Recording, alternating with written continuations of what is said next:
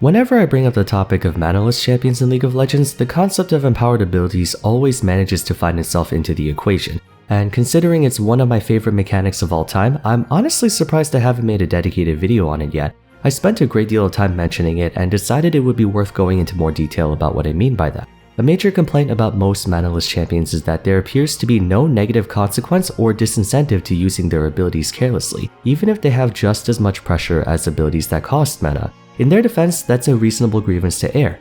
A quintessential part of the game's experience is that of exploiting points of vulnerability within a champion, whether its abilities on cooldown or a lack of mana.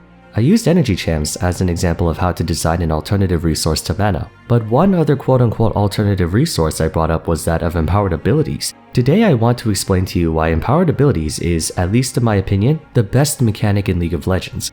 That might sound like a very bold statement to make, but if you've been watching my channel for a while, there are 3 things you might know about me. 1. I hate Yone. 2. I hate ranged top laners. And 3. I have unpopular opinions. Those with empowered abilities have controversial reputations to say the least, but it's not so much them as champions that are amazing, rather the mechanic itself. Trust me, I know, a lot of people have immense hatred for Pantheon after he spent all of Season 10 terrorizing support. ADC mains always hate Rengar, and Riven mains are to this day the only people who unironically permaban Renekton. So what are empowered abilities exactly? It's not a concrete thing acknowledged by the game, rather a term used to describe an ability that has a base version and, as the name implies, an empowered version. Unlike evolvers whose kits permanently transform into more powerful versions, champions with empowered abilities have a way to temporarily, albeit drastically, augment their pressure for a short period of time, allowing them to have what is essentially on-demand power spikes. For those of you who are familiar with the Dragon Ball franchise, evolution is more like Super Saiyan while empowered abilities are more like Kaioken. That's the most apt analogy I can think of at the moment. Ability empowerment overlaps with a lot of other gameplay elements in League. There's another subset of abilities called empowered basic attacks, abilities that increase or modify the damage of their next attack, usually with an additional property attached to it, like a slow or a stun or something. Kassadin's Netherblade is an empowered basic attack. It does bonus magic damage and regenerates his mana. Camille's Precision Protocol causes her next basic attack to deal true damage and grant her bonus movement speed. Garen's Decisive Strike does a big chunk of damage and silences. Those are more like buffs though, not really empowered abilities. The way to determine if a champion has an empowered ability is twofold. First, all 3 of their basic abilities, their Q, W, and E, need to have a base form and an empowered form.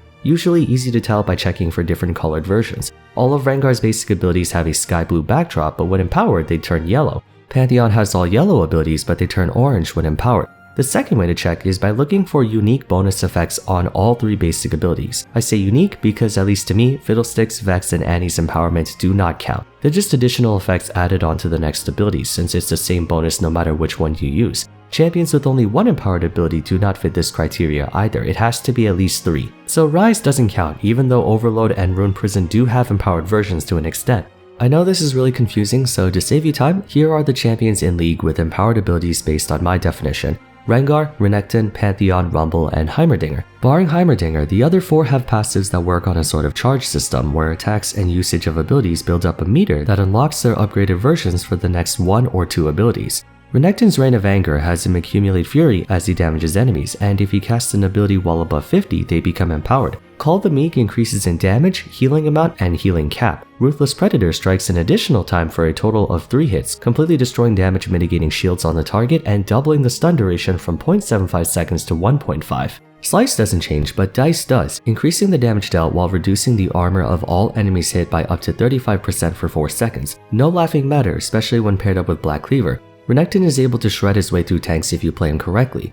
Rengar's Unseen Predator gains ferocity whenever using a jump attack at 0 ferocity and using his basic abilities. At 4 stacks, he gets access to 1 empowered ability. Savagery does more damage and grants him a huge attack speed steroid for 5 seconds. Battle Roar deals bonus magic damage and cleanses him of all crowd control on top of healing the grey health stored. Bola Strike does bonus damage and roots his target for the duration of the slow instead of the slow. It's very similar to, say, Fiora's Riposte, where the stun replaces the slow and cripple. Basically, it's a direct upgrade. Something that's distinctive only to Rengar is that his empowered abilities have separate cooldowns from his basic ones, allowing him to double cast. That's why you can see Rengar use 2 Qs or 2 Battle Roars or throw 2 Bolas. Pantheon's Mortal Will is almost identical to Rengar's. After 5 auto attacks and or abilities, his next activation is Empowered. Comet Spear does additional damage, Shield Vault augments his next basic attack to strike 3 times at modified damage just like Renekton's W, and Aegis Assault grants him 60% bonus movement speed for 1.5 seconds after the channel ends. Very simple empowerments but still very effective. Rumble's Junkyard Titan is a little more complicated than the previous 3, but the gist of it is that every usage of his Q, W, and E generates heat, which cools off after not using abilities. While above 50 heat, his Q, W, and E become empowered, but if he gets to 100 he overheats, becoming silenced for about 5 seconds. However, during this time he gets bonus attack speed and his auto attacks do bonus damage for the duration. Flame Spitter does 50% more damage, Scrap Shield gets 50% more shield value and speed boost, Electro Harpoon does 50% more damage, and it slows and shreds your magic resist by 50% more. As for Heimerdinger, his empowerment is the only one not tied to his passive but is cut from the same cloth. His ultimate upgrade lets him supercharge one of his basic abilities for bonus effects. His Q becomes H28Q Apex Turret, a massive sentry with enough firepower to match the DPS of a full champion. W becomes Hextech Rocket Swarm, a barrage of rockets in quick succession. One of the most powerful single burst abilities in the game. It can easily do up to 2000 damage in the late game by itself. E transforms into CH3X Lightning Grenade, a bomb that damages and slows enemies hit on 3 separate bounces, stunning if they're at the center of impact. It's a very effective disruption tool that can single-handedly win you teamfights. Since Heimerdinger's empowered abilities are tied to his ultimate, it only makes sense for them to be extremely powerful. Despite my saying evolving champions are the better way to design internal scaling than infinite scalers, a weakness among many of them is that they're pretty trashy early game. Kayle, Victor, Kayn, the first 9 levels or so can get pretty rough since they're balanced around their fully evolved forms. Energy champions also have a weakness of never having the same freedom of ability usage as the likes of mana champions because there's no way to increase your maximum energy through levels or items. Empowered abilities take these two mechanics and more or less transform them into a half-and-half version, which is awesome.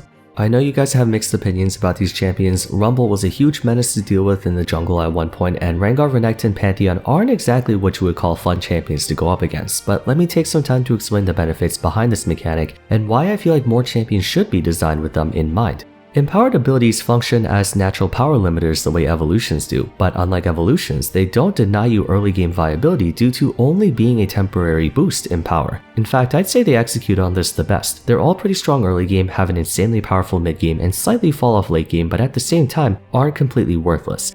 I would say the most defining trait of empowered ability champs is their consistency. They don't ever have a point in the game where they're unable to hold their own in a fight, even in the late game. The unique tools provided by empowered abilities allows them to perform at least one job competently from the start of a game to the end of it. Empowered versions of each ability on those champions are roughly the same power level as the evolved forms of evolution champs.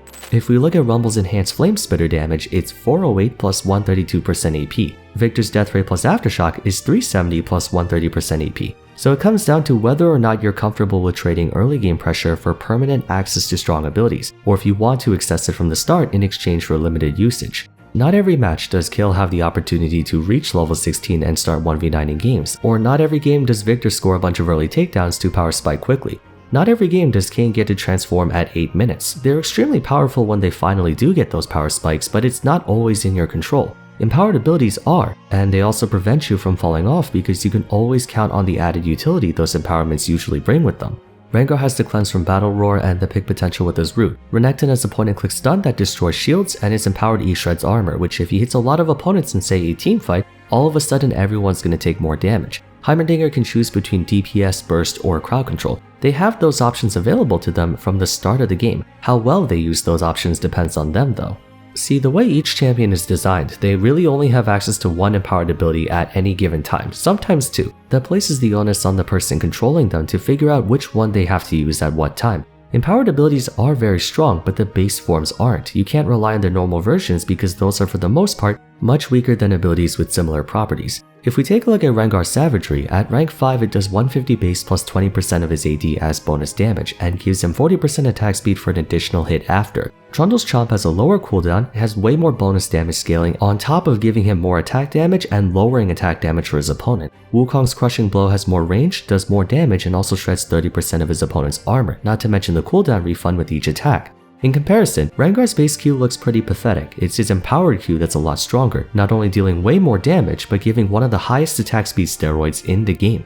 Similarly, Pantheon's Q Comet Spear doesn't do a whole lot at base, 190 plus 115% bonus AD. Other forward thrust attacks like J4's Dragon Strike have way more damage and additional properties. Yasuo and Yona's respective Qs have a lower cooldown and pretty comparable damage given that theirs applies on hit effects. If you factor in the empowered damage bonus, that's when Pantheon's Q starts to outperform everyone else's. But you're starting to see the pattern here, right? Every empowered ability champion's base Q, W, and E are noticeably weaker in properties, only about 80% of what is normally expected. But the empowered versions are far superior to the normal, operating at about 150% efficiency, but you can only access that empowered version a limited number of times in a fight. This inherently raises the skill ceiling of all these champions. Renekton, Rumble, Pantheon, Rengar, Heimerdinger, they take a lot of practice to get the hang of. A good Renekton player knows when using empowered dice will allow him more damage against a tankier opponent than a longer stun. To be a good Rengar player, you need immaculate split-second decision-making, figuring out whether you can afford to spend your ferocity stacks on more burst damage or the heal and cleanse to escape a bad situation.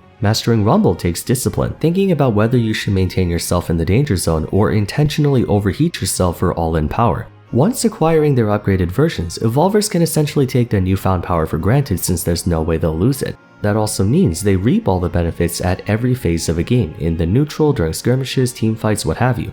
Empowered ability users don't have that privilege. Rumble, Renekton, and Rengar especially. In order to build up their respective gauges, they have to be in combat, or in Rumble's case, actively using abilities. That makes it possible for you as the opponent to catch them off guard when those gauges are empty. If you see Renekton with a max fury bar, you know he's looking for a fight, so you can stall for time and wait for it to slowly deplete before going in. That's also a way to keep those three champions in check because they have no mana. Certain manaless champions have absolutely zero penalty to using their abilities indiscriminately apart from cooldowns, which are universal. Yona, Viego, Riven, Set, Yasuo, Aatrox, Garen, Mordekaiser, they can mash their keyboard with very little loss to their uptime or pressure. Rengar, Renekton, and Rumble are allowed to face troll in theory, but then they run the risk of squandering their empowered abilities, a mistake that is very easily punishable. Pantheon does have a mana cost, but even he needs to be careful not to burn Mortal Will too carelessly. It's all these little details that make me really enjoy playing empowered ability champions. You start the game out relatively strong, being able to dominate the laning phase with all your quote-unquote evolutions unlocked right from the start.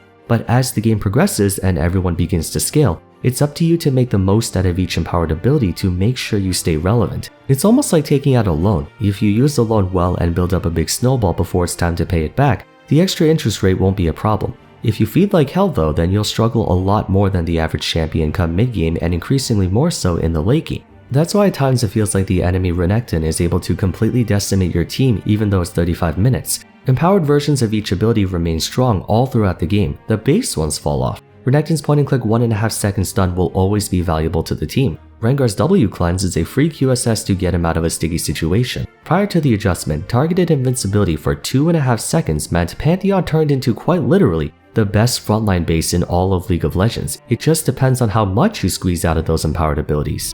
Are they objectively better than energy or evolutions or any other mechanic? Not necessarily. Empowered abilities have their own pros and cons just like everyone else. But the reason I put best mechanic in the title is that it's a fantastic risk and reward dynamic for each of those champions. I think Riot should be more liberal with assigning empowered abilities instead of 3-hit passives or infinite scaling. I actually think a good number of champions in need of reworks would do wonders with empowered abilities, like Shyvana. Instead of her dragon form being a full commit ultimate, she could have abilities that temporarily transform her. But what do you guys think? Of the mechanic, I mean, not the champions, because then the entire comment section will be filled with PTSD flashbacks of Pantheon support or Riven one-tricks crying about Renekton. If there's an existing champion who you think should have empowered abilities, who would it be and why? Let me know about it. For the time being, if you enjoyed the video, a rating would be much appreciated. Don't forget to subscribe for more content like this, and check out my second channel if you play Genshin Impact by any chance. Aside from that, feel free to follow me on Twitter, join my Discord server, and check out my previous discussion episodes if you haven't yet. But until next time, thank you all so much for watching, and I look forward to seeing you again soon. Take care.